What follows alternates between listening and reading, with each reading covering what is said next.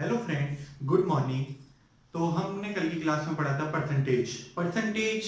हम बहुत कुछ पढ़ चुके थे। परसेंटेज के अंदर बेसिक हमारा लगभग क्लियर हो चुका है। हम क्वेश्चंस की ओर आगे बढ़ रहे हैं और मैंने थोड़ा सा आपको फ्रैक्शंस का यूज करना बताया था और फ्रैक्शंस का यूज मैं आपको एक बार रिवाइज कराता हूँ थोड़ा सा। जैसे 54.54% ऑफ 484, ये अगर हम निकालेंगे तो हम कैसे निकालेंगे, आपको मैंने कल बताया था। कैसे बनाते हैं हम वो देखना ज्यादा जरूरी है।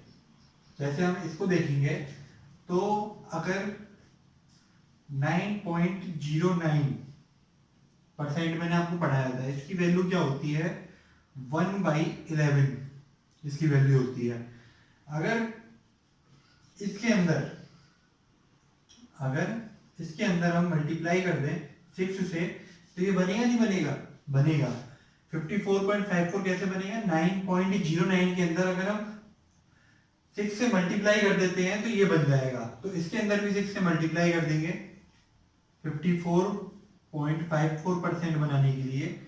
इसमें 6 का मल्टीप्लाई हो जाएगा, 6/11 इसकी वो आ जाएगी। तो यहाँ पर 6/11 रख देंगे एंड 484 ये हमने यहाँ रख दिया है ना? ये 44 बार कटा इससे और हम इसे सॉल्व करेंगे तो आंसर आएगा 264। ये हमारा आंसर आ गया। तो आप लोगों को समझ में आ गया होगा कि कैसे हम अप्रोच लगाते हैं क्वेश्चन के अंदर। 9.09% से बना है हमारा 54.54%। अगर हम इससे डायरेक्ट पूछ लिया जाए तो हमें थोड़ा सा माइंड के अंदर सोचना पड़ेगा और जल्दी से हम फटाक से सोच सकते हैं कि 1/11 होता है, तो अगर अगर ये 6 का मल्टीपल है तो ये 6/11 होगा। ऐसी में एक और एग्जांपल ले लेता हूं। 42.84% ऑफ 343, अगर हम इसे देखें तो ये कैसे बनेगा। 14.28% मैंने आपको पढ़ाया था, आपको याद हो तो ये मैंने आपको पढ़ाया था और इसकी वैल्यू मैंने आपको बताई थी 1/7। 1/7 इसकी वैल्यू होती है। तो इसमें हम कितने का मल्टीप्लाई करेंगे, अगर हम इसमें 3 से मल्टीप्लाई कर दें, अगर हम इसमें 3 से मल्टीप्लाई कर देंगे तो हमें ये वैल्यू प्राप्त हो जाएगी। तो यही हमें देखना था कि ये कैसे बनेगा। 14.28% में अगर हम 3 से मल्टीप्लाई कर देंगे तो 42.84% बनेगा और यही हमें देखना था। जैसे हम इस अप्रोच को लगा लेंगे तो हम इसका भी वैल्यू यहाँ पे निकाल लेंगे। 42.84% की यहाँ पर वैल्यू आएगी 3/7। 3 का मल्टीप्लाई कर दिया हमने इसमें भी इधर भी और इस वैल्यू को हम यहाँ रख देंगे तो 3/7 इंटू 343। तो हम यहाँ से लगाएंगे तो ये 49 बार कटेगा और 49 से 147 इसका आंसर आ जाएगा। 147 इसका आंसर आ गया है। तो आप लोग समझ गए होंगे कि ये कैसे हमें अप्रोच लगानी है क्वेश्चन के अंदर। और मैं आपको थोड़ा सा और लिखवा देता हूँ कि हम कैसे एक वैल्यू से इतनी सारी वैल्यूज कैसे बनती हैं, ये मैं आपको लिखवा देता हूँ आज की क्लास में। चलिए हम थोड़ा सा नोट डाउन करते हैं, आप इसको स्क्रीनशॉट भी ले सकते हैं।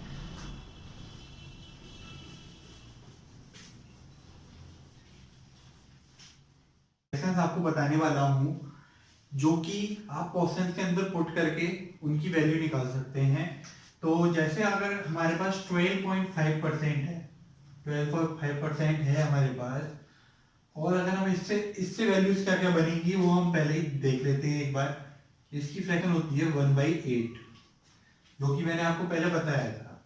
अगर इसमें 2 से मल्टीप्लाई करेंगे तो 25% आएगा। 25% की वैल्यू हम सभी को पता है, तो मैं उसको यहाँ पे नहीं लिखूंगा, हम अगली लेते हैं। इंटू अगर 3 करेंगे तो 37.5% आएगा। 37.5% की वैल्यू कितनी आएगी, इधर भी 3 से मल्टीप्लाई हो जाएगा 3/8। तो हम डायरेक्ट क्वेश्चन के अंदर इसकी वैल्यू रख सकते हैं। और लेता हूं मैं, इसमें अगर हम मल्टीप्लाई करेंगे 5 से, 4 से करेंगे तो 50 आएगा। 50% की भी वैल्यू हमें पता है 1/2 होती है। मैं आपको अगली बताता हूँ जिसमें 5 से मल्टीप्लाई करके हम 62.5% ये आएगा। इसकी वैल्यू क्या होती है, इधर भी 5 से मल्टीप्लाई हो जाएगा, इसमें पहले इसमें किया था, और इधर भी 5 से मल्टीप्लाई हो तो 5/8 आ जाएगा। अब 6 से मल्टीप्लाई करेंगे तो 6 का भी बहुत इजी होता है। अब हम 7 का लेते हैं, जो वैल्यूज हमें देखने को मिलती है सबसे ज्यादा, मल्टीप्लाई करेंगे 7 से, तो यहाँ पर आएगा 87.5% जो आएगा, उसकी वैल्यू क्या होती है, यहाँ भी 7 से मल्टीप्लाई, तो 7/8, जो कि कल क्वेश्चन के अंदर हमने लगा के देखी थी। तो ये हो गई 12.5% की बात। अब हम एक और लेते हैं 11.11%, 11.11%। इसको कैसे करेंगे, इसकी वैल्यू होती है 1/9, 1/9 होती है इसकी वैल्यू, और अगर हम इसमें 2 से मल्टीप्लाई करते हैं तो ये बनेगा 22.22%। अगर क्वेश्चन के अंदर 22.22% अगर आता है तो आप तुरंत इसकी वैल्यू लगा सकते हैं। तो मैं आपको बताने जा रहा हूँ कि 22.22% को हो जाएगा 2/9। अगर इधर 3 से मल्टीप्लाई कर देते हैं हम तो ये बन जाएगा 33.33%, जिसकी वैल्यू होती है 3/9%, 3/9 सॉरी, फ्रैक्शन में होती है 3/9, और इधर 4 से मल्टीप्लाई कर देंगे तो ये 44.44% बनेगा, जिसकी वैल्यू होती है 4/9। तो ऐसे हम वैल्यूज को पता कर सकते हैं कि कौन सी वैल्यू किससे बन रही है, और मनी मैंने इसे सॉल्व करके जब हम प्रैक्टिस करेंगे तो हमें बहुत सारी वैल्यूज याद हो जाएंगी। तो फिर ये हम डायरेक्ट वैल्यू उस क्वेश्चन के अंदर पुट कर सकते हैं, 55.5%, 55%, 66.66%, सब इसी से बनेगी। 66.66% अगर हम इससे देखें तो इसी से बनती है वो 6/9, है ना। अगर से काट देंगे तो 2/3, ये 2/3 इससे ही बनी है।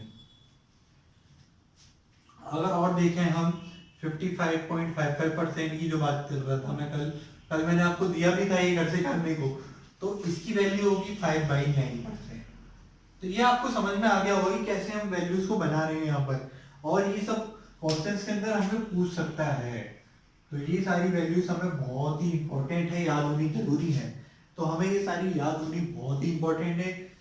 इसके बाद यहाँ पर 75% आता है, 75/100, तो वो बहुत ही इजी है। 3 तो उसकी बनेगी 3/4। तो ये मैंने इसलिए यहाँ पर नहीं लिखा है, आप जो मैंने लिखी है इनको नोट कर लीजिए एक बार, और मैं आपको और आगे बताता हूँ, थोड़ी सी और बताता हूँ, जिससे आपको कम से कम कुछ तो याद हो जाएंगी। तो आपको इनको थोड़ा सा समझना है, जो आपको समझ में आ गई होगी। चलिए लिखिए, लिख लिया होगा आपने।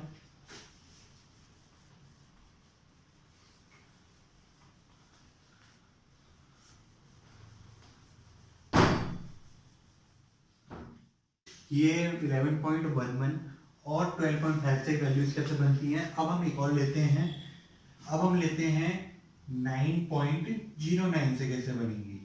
तो 9.09 को हम क्या और क्या लिखते हैं, 9.09%, और इसे हम लिख सकते हैं 9 से 1/11, ये भी यही है।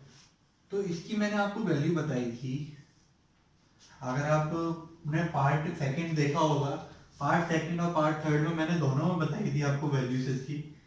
तो मैंने आपको क्या वैल्यूज बताई थी पार्ट 1 और पार्ट 2 में, इसकी वैल्यू बताई थी मैंने 1/11। अगर हम इसमें 2 से मल्टीप्लाई कर देंगे, अब मैं थोड़ा फास्ट बताता हूँ आपको, अगर इसमें 2 से मल्टीप्लाई कर देंगे तो 18.18% बनेगा, जिसकी वैल्यू होती है 2/11। अगर इसमें हम 3 से मल्टीप्लाई कर देते हैं तो इसकी वैल्यू आ जाएगी 27.27%, और इधर भी 3 से मल्टीप्लाई 3/11। अगर इसमें हम 4 से मल्टीप्लाई कर देंगे तो इसकी वैल्यू आएगी 36.36%, और इधर आ जाएगी 4/11 इसकी वैल्यू होगी। अगर इसमें 5 से मल्टीप्लाई कर देंगे अब हम, तो इसकी वैल्यू आ जाएगी 45.45%, और जिसकी वैल्यू होगी 5/11। तो आप लोगों को समझ में आएगा। और 54 यहाँ मैं लिख देता हूँ, 54.54% भी इसी से बनेगा, और जिसकी वैल्यू होगी 6/11। तो ये इतनी सारी वैल्यूज मैंने निकाली आपके सामने। अब मैं एक और लेता हूँ 14.28%।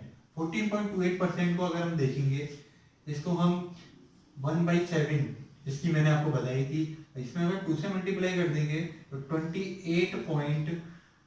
20, हाँ 40, हाँ मल्टीप्लाई करेंगे 28.56% आएगा, है ना। और इसकी वैल्यू होगी 2/7। अगर इसमें 3 से मल्टीप्लाई कर देंगे, अगर हम इसमें 3 से मल्टीप्लाई करेंगे तो इसकी वैल्यू आएगी 42.84%, और जिसकी वैल्यू होगी 3/7। अगर इसमें हम 4 से मल्टीप्लाई करेंगे तो इसकी वैल्यू कितनी आएगी, जरा आप मेरे को बताइए। इसकी वैल्यू आएगी 57.12%, और इसकी वैल्यू आएगी 4/7।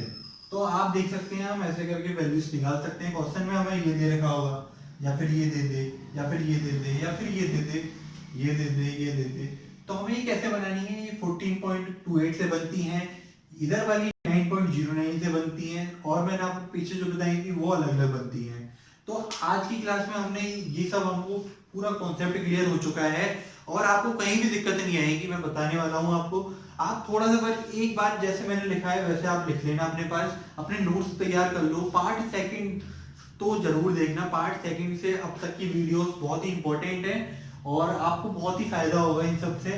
तो आप इन्हें जरूर एक जगह लिख लीजिए प्लीज, और आपको इनसे बहुत ही प्रॉफिट होने वाला है। बहुत ही आसानी से जब हम क्वेश्चन करेंगे तो हमें इनका यूज करना पड़ेगा, तो आपको बिल्कुल भी कैलकुलेशन नहीं करनी पड़ेगी, और क्विक आंसर निकाल सकते हैं आप इनसे। तो चलिए अभी क्वेश्चन ले रहा हूँ। क्वेश्चन क्या है, आप ध्यान से सुनना जरा। 600 रुपए की कोई वस्तु है, 600 रुपीज की कोई हमारे पास वस्तु है, या फिर आप किताब ले लीजिए। हमारे पास 600 रुपए की बुक है, और हम उसको 16 से ही 2/3% की उसके रेट में वृद्धि कर रहे हैं। 16 से ही 2/3% की हमने इसके रेट में वृद्धि कर दी है।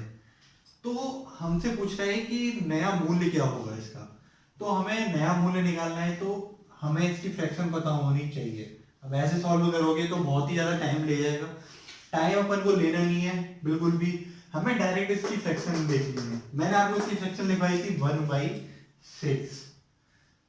अब आप समझिए, ये जो नीचे वैल्यू दे रखी है ये प्रेजेंट वैल्यू है, प्रेजेंट वैल्यू है ये, जो ये 600 दे रखी है, और इसमें इतने रुपए की वृद्धि की जा रही है। ये हमारे ऊपर जो आती है वो वृद्धि होती है, कितनी हमारे ऊपर वृद्धि करी गई है। तो 1 की वृद्धि करी, 6 रुपए इसका पुराना मूल्य है, तो 600 हम पहले लिखेंगे, 600 वस्तु की वैल्यू, और हमारी नई वैल्यू हो जाएगी 7। 6 में 1 जोड़ा 7 आ गया हमारा, क्योंकि 1 की वृद्धि हुई है, तो वो किसमें हुई है, 6 में। तो 6 से 1 बढ़ गया 7, और नीचे आएगा 6 पुराना मूल्य। तो हम इसे यहाँ से बहुत आसानी से निकाल सकते हैं। आपको समझ में तो आया होगा, 1 की वृद्धि हुई, 6 ऊपर वाली वृद्धि होती है, और नीचे वाली हमारा ओरिजिनल मूल्य होता है। तो ये 6 से 7 हो गया, और नीचे वाला ओरिजिनल मूल्य।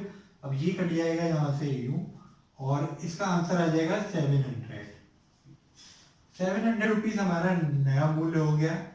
और हमने ये निकाल लिया, हमें बिल्कुल भी दिक्कत नहीं होगी। अब ये जैसे छोटा सा क्वेश्चन लिया था मैंने, आज से एग्जांपल लिया था, कल से मैं थोड़ा बड़े बड़े क्वेश्चन दूंगा, और बड़े बड़े क्वेश्चंस के अंदर ये इस टाइप से हमारी हेल्प करेगा। हमें बिल्कुल भी कुछ नहीं करना पड़ा, 1/6 लिखा हमने इसकी फ्रैक्शन, और फ्रैक्शन लिखने के बाद हमने डायरेक्ट इसे सॉल्व कर दिया।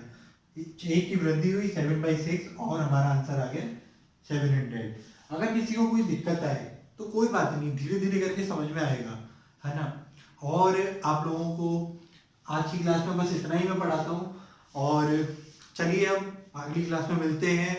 Thank you. इस चैनल को सब्सक्राइब करें, अपने फ्रेंड्स के साथ शेयर करें, और जरूर ही आपको इस सब का फायदा होगा।